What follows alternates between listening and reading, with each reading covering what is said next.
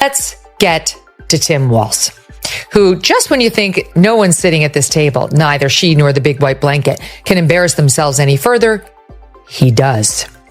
She asks him, to her credit, about the carrying the weapons in war, which we know is a lie. He never served in war. He's been stealing valor for quite some time. And take a listen to this answer. Say, hey, when there's a problem, you call a man. The Democrats can't even tell you what a man is. So when you hear Walz brag about how much of a man he is, what does that tell you?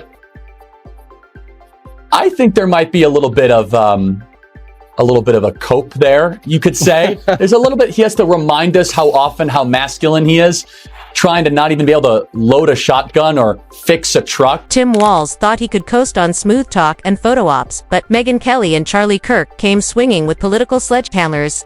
What followed wasn't just a critique, it was a full-blown demolition.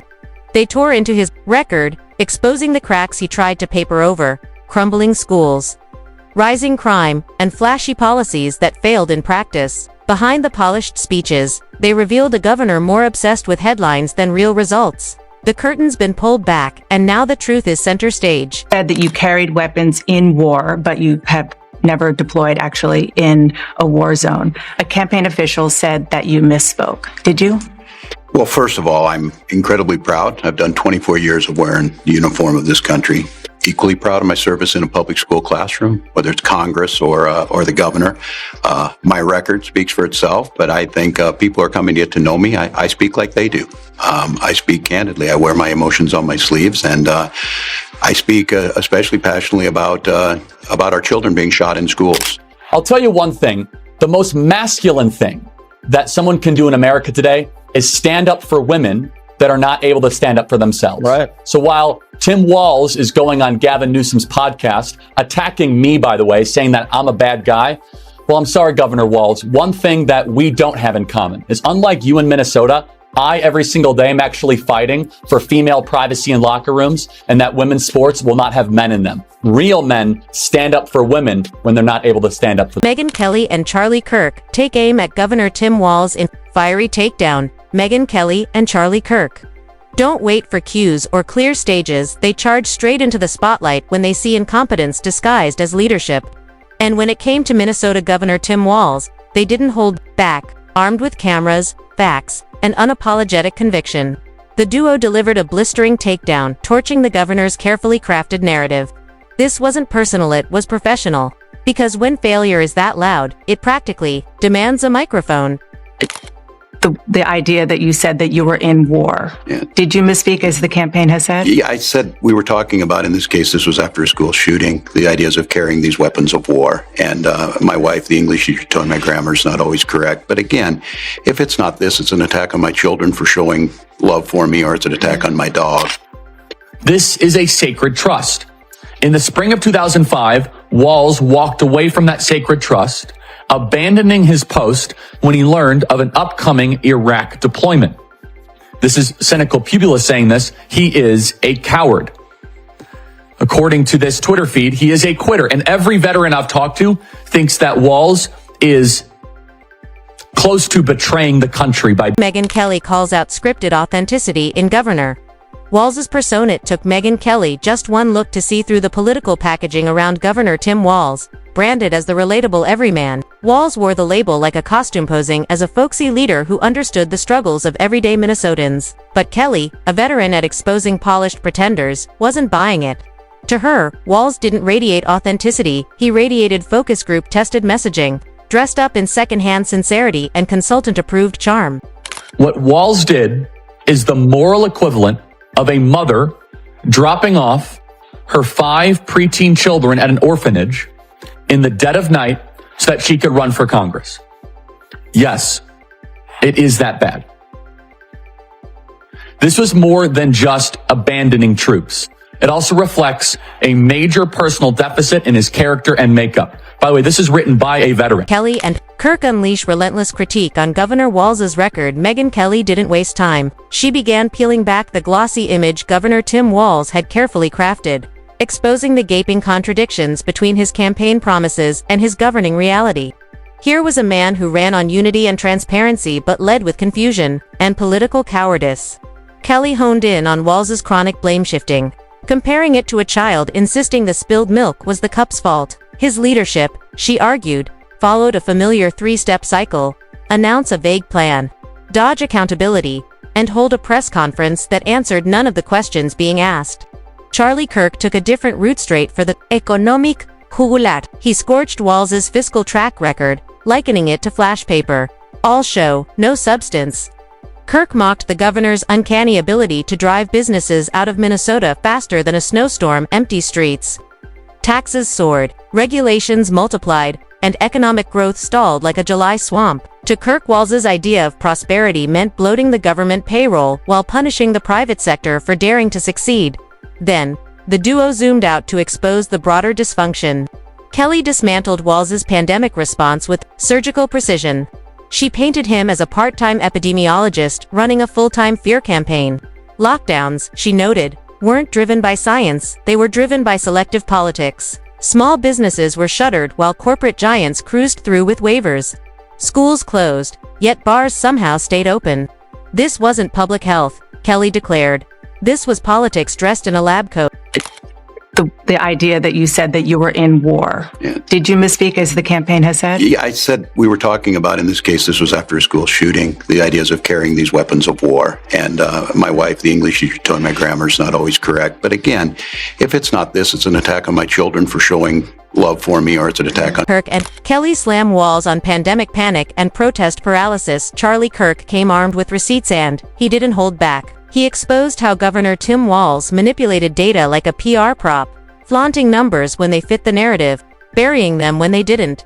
Hospital capacity fears were inflated, projections routinely missed the mark, and public policy seemed more designed to calm headlines than protect Minnesotans. This wasn't leadership, Kirk said. It was panic management in the costume of governance. Instead of guiding the state through crisis, Walz, he argued, froze like a deer in the political headlights, scared, stalled, and silent. But Kirk wasn't alone in calling out the performance. Megyn Kelly zeroed in on what she called the theater of leadership. From protests to vaccinations, Walz never missed a photo op. He'd show up with his sleeve rolled and his face grim, always perfectly framed like the star of a documentary titled The Burden of Leadership. Yet, when it came time to face consequences, burned cities, shuttered small businesses, and children left behind, Walz vanished. He disappeared like a ghost, Kelly said, with a campaign team instead of a crisis plan. Charlie didn't let the George Floyd riots slide either. He laid out a brutal timeline of inaction.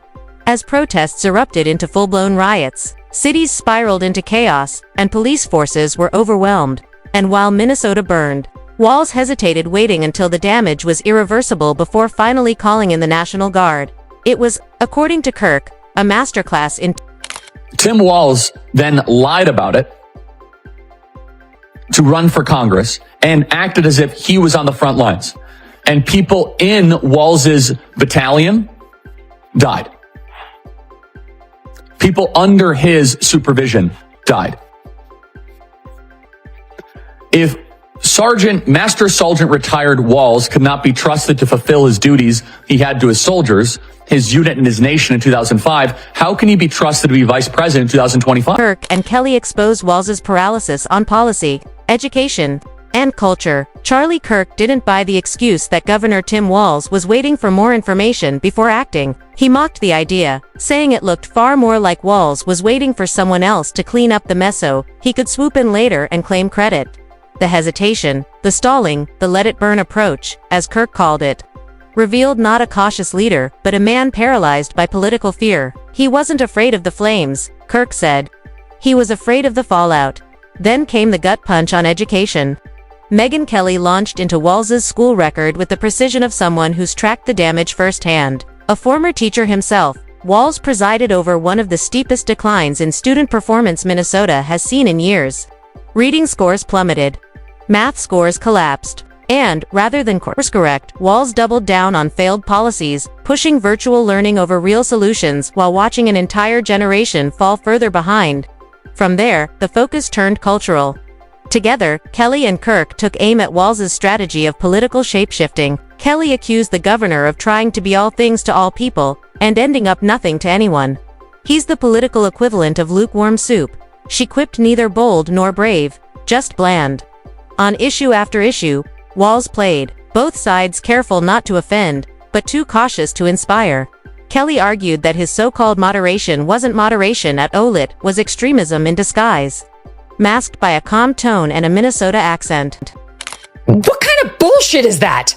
No, you don't, sir. We don't lie about military service we didn't actually perform, like going to war. We don't steal valor by saying that we had a higher rank in the National Guard than we did. We don't run around saying we served in operating enduring freedom in Afghanistan when we didn't. We don't stand and watch somebody say that we were in combat in Iraq when we weren't. Kirk and Kelly deliver surgical strike on Walz's loyalty and leadership failures. Charlie Kirk didn't hold back when it came to Governor Walz's allegiances. In his words, Walz wasn't leading Minnesota, he was taking orders. Orders from donors, from party strategists, and from whatever progressive trend was trending that week. When the Democratic machine told him to mask children, he obeyed. When they said shut down churches but keep liquor stores open, he complied. And when crime surged, Walz parroted the party line, pretending it was a myth, like a bobblehead in a windstorm. Kirk quipped. His message was blunt. Walz wasn't a governor. He was a brand manager for the Democratic Party, dressed in snow boots and political caution, and they weren't done. Megyn Kelly turned the spotlight to public safety. Under Walz's watch, she argued, law enforcement wasn't just sidelined, was demoralized, defunded, and demonized. Officer morale hit rock bottom. Resignation rates soared. Crime surged. And ordinary Minnesotans were left asking why their leaders seemed more concerned with optics than outcomes. Using department statistics and first-hand testimony, Kirk connected the dots. Soft and crime rhetoric had led to hard consequences, especially in the communities Walz claimed to protect. He didn't just fail to stop the chaos, Kirk said. He helped script the charade that caused it. What made their takedown sting even more was the precision. This wasn't an angry rant, it was a methodical demolition. Together, Kelly and Kirk dissected Walz's failures across leadership, the economy, education, public safety, and culture. And they did it without raising their voices. It wasn't emotional. It was surgical. It wasn't loud. It was lethal. Podcast attacking me, by the way, saying that I'm a bad guy. Well, I'm sorry, Governor Walz. One thing that we don't have in common is, unlike you in Minnesota, I, every single day, am actually fighting for female privacy in locker rooms and that women's sports will not have men in them. Real men. No spin zone. Kelly and Kirk leave Walz's image in ruins. They stripped away the talking points. They dismantled the excuses. They mocked the half-baked narratives. And when the smoke cleared, what stood was a damning portrait of Governor Tim Walz, a leader who talked big, acted small, and governed like he was always waiting for someone else to make the first move, and they weren't finished. Megyn Kelly closed with a warning. The spotlight would stay fixed on leadership that fails the people it claims to represent. Charlie Kirk promised more receipts, more data, more contradictions, more exposure of the political gymnastics Walz uses to disguise dysfunction as governance, because while the governor might keep smiling through press conferences, the curtain has been pulled on, the stage is empty. Then came the climate agenda. Kelly and Kirk dug into Walz's environmental policies, another high-gloss piece of political theater that crumbled under scrutiny. Kelly pointed out how Walz loved to champion green energy like he was auditioning for a solar panel commercial, but back in Minnesota, the reality was grim. Crumbling roads, winter energy failures, and freezing residents left behind by poor planning and overpromising. The optics were polished, the headlines impressive, but the follow-through was non-existent. It was, in Kelly's words, a script written for applause, not for action. From that clarification. And then here's, two pieces of this that are really,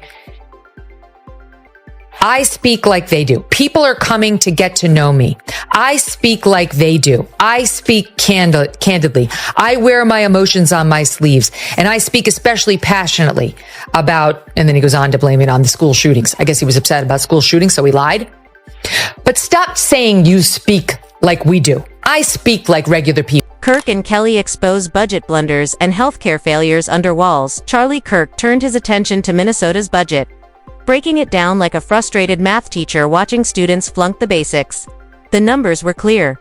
The state was collecting mountains of taxpayer money, yet somehow always broke when it came to fixing real problems. Kirk called it reverse alchemy, turning gold into potholes. He ridiculed the administration's addiction to raising taxes in the name of progress, while actual progress remained nowhere to be seen, except in carefully staged photo ops and glossy campaign flyers. Meanwhile, Megyn Kelly shifted the focus to healthcare, another signature issue for Governor Walz, and another promise that collapsed into red tape. Walz had campaigned on reform, but Kelly argued he delivered nothing but bureaucratic sludge. Wait times increased. Rural hospitals struggled. And the only thing growing in Minnesota's healthcare system, the size of the committees pretending to fix it. All out continues for Tim Walz on the disastrous performance he delivered, in particular when it comes to his self-described knuckle-headed behavior, which was just his latest in a series of lies. The reason he resorted to, I'm a knucklehead, was he got confronted with his latest lie that's been unearthed. There's a long list of them. This one was that he was in China when the Tiananmen Square disaster unfolded, when hundreds of people were killed. You know, whether you were in a place where hundreds of people are being massacred by their government. Kelly slams healthcare breakdown. Kirk rips Walz's empty immigration posturing. Megyn Kelly didn't hold back on healthcare. She described Governor Walz's reform efforts as the only strategy in America that seemed to make people sicker, just by watching it unfold. Doctors were frustrated. Patients were stuck waiting. And the entire system, Kelly argued, resembled a hamster wheel spinning endlessly with no real direction or results. Charlie Kirk then took aim at immigration, another area where Walz, he said, preferred vague platitudes over concrete policy, sanctuary city gestures, symbolic declarations, and an open-door approach may have scored political points. But they ignored the very real logistical strain placed on already overburdened communities. Kirk emphasized the growing disconnect between the political fantasies of St. Paul and the day-to-day reality faced by ordinary Minnesotans. The gap, he warned, was widening fast. Walz was busy building a bridge of promises that led nowhere. If it's not this, it's an attack on my children for showing love for me, or it's an attack on my dog. This took chutzpah. Let's go through it. You said you carried weapons in war, but you've never deployed in a war zone. A campaign official of yours said you misspoke. Did you?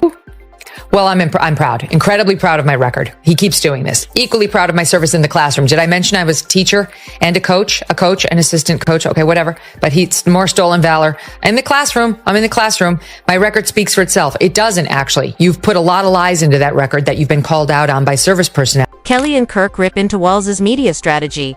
Polish over accountability, Megyn Kelly and Charlie. Kirk zeroed in on what they called one of Governor Tim Walz's most carefully choreographed performances. His media playbook. Kelly took it apart piece by piece, pointing to the sanitized interviews, the puff piece profiles, and the tightly scripted appearances that only occurred when the cameras were friendly and the questions I've seen plenty of polished politicians hide behind press agents, Kelly said, but Walz turned it into performance art.